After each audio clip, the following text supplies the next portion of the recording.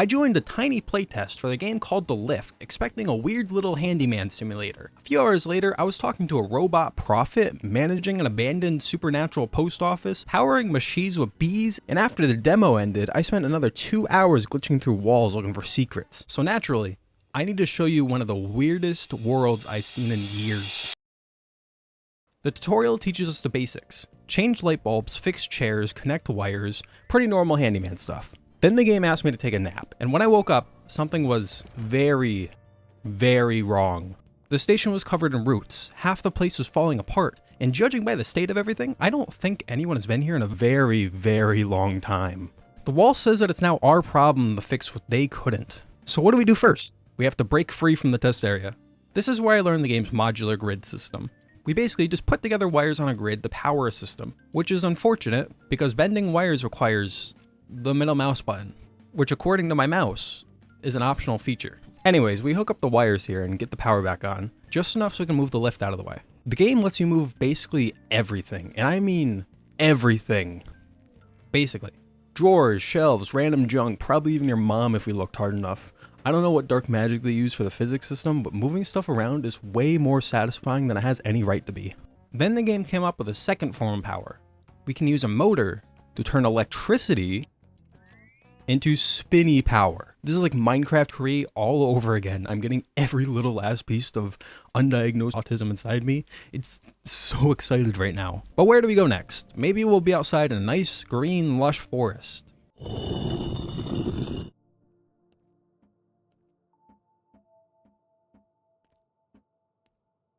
No. Instead, we're in some kind of handyman's wet dream where there's like chairs and stuff in the background. I don't even know what is this? There's like a children's playground at a stoplight, and then there's like a massive chair. What even is all this? Where the heck am I?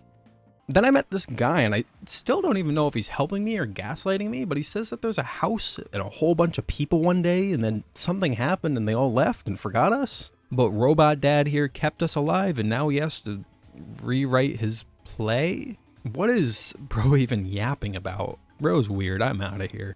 I learned about scrapping items for vending machine money, but apparently it says I'm not worth anything, so it must be broken. At least we got snacks. Wait, light bulbs and screws? After I got bored of that vending machine, we meet the main character of the story, the lift.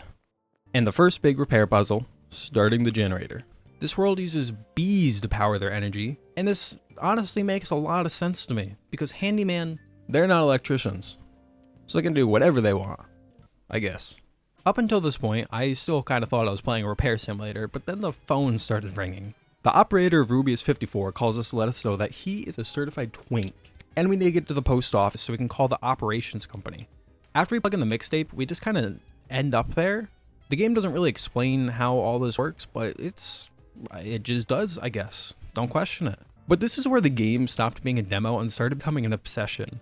Because I have 7 hours marked on Steam on this game, and I've repaired things with screws. I've put light bulbs in. I repaired chairs with screws. And yeah, there's a lot of screws, but there is so much random stuff to fix, repair, and to handyman in this game.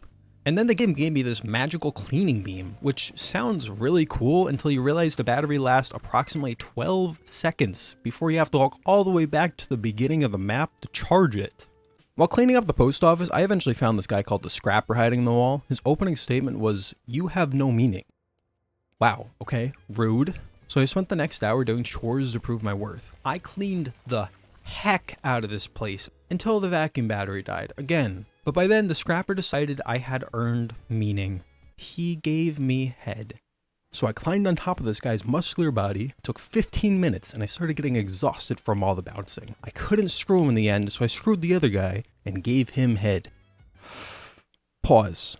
After a few hours, I remembered that there's actually a story in this game that I'm supposed to be working towards, and I found the commutator machine. Alright, I swear that said communicator when I was playing, and there was another room earlier that was spelled wrong, so I have no clue what's going on here.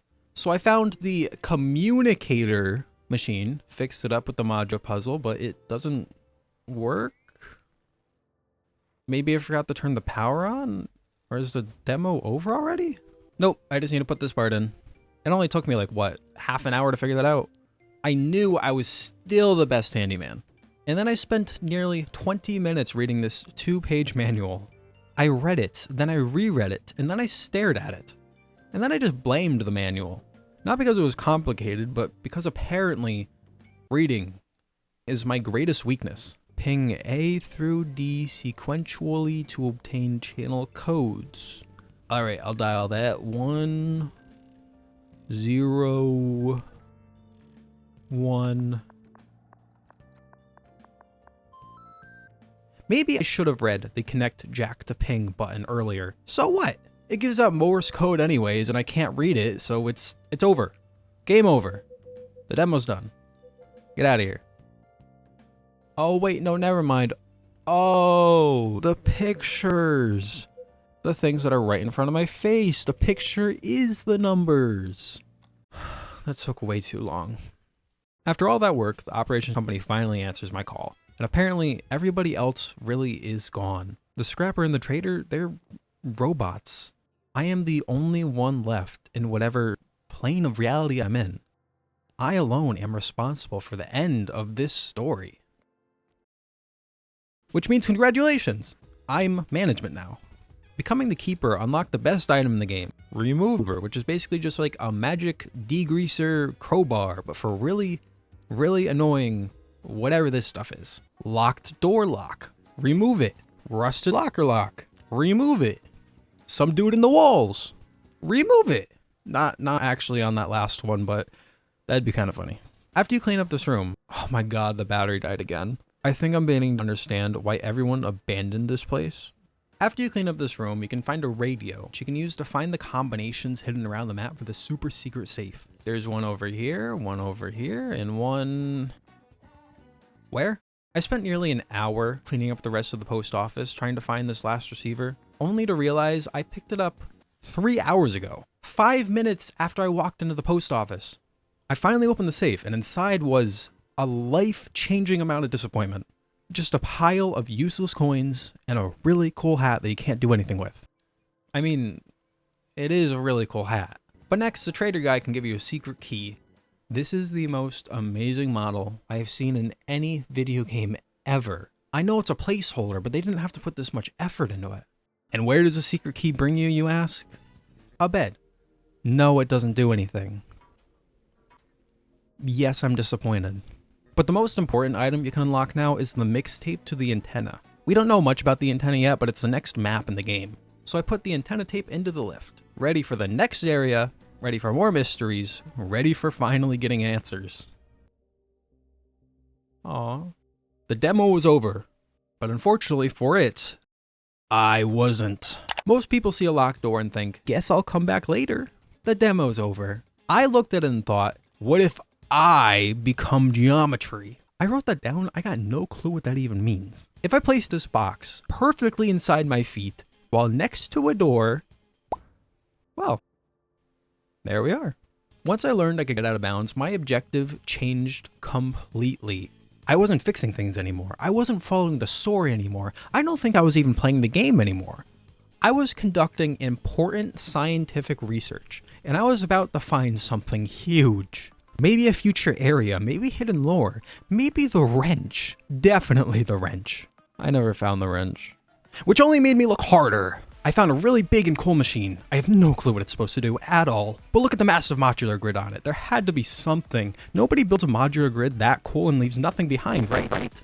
I checked the lockers, I checked the catwalk, I checked this office, I checked the train cars, I pressed this button 15 times, I checked 15 empty rooms, I checked inside the walls, I checked inside the lockers, I checked inside more lockers, I picked up this useless tape, I found this random crafting table, I even tried to check inside the scrapper, and I just found an even weirder machine. At this point, I'll just let it speak for itself. I have no clue what any of this is supposed to do, and I'm definitely not supposed to be in here. So here we are. That's it. For real this time.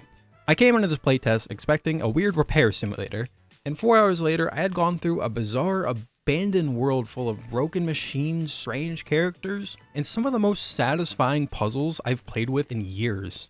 And then 7 hours later I was crawling through unfinished dev areas looking for a wrench and lore that probably didn't even exist yet. And somehow that made me that much more excited to see where the game goes. And the scary part about it is that I wasn't done with the game. I'm still not done with the game. The playtest is over, and I need more. But the game is done with me. Anyways, make sure you wishlist it to support the devs. I have no clue who they are or what other games they make, but they gotta be cool, right?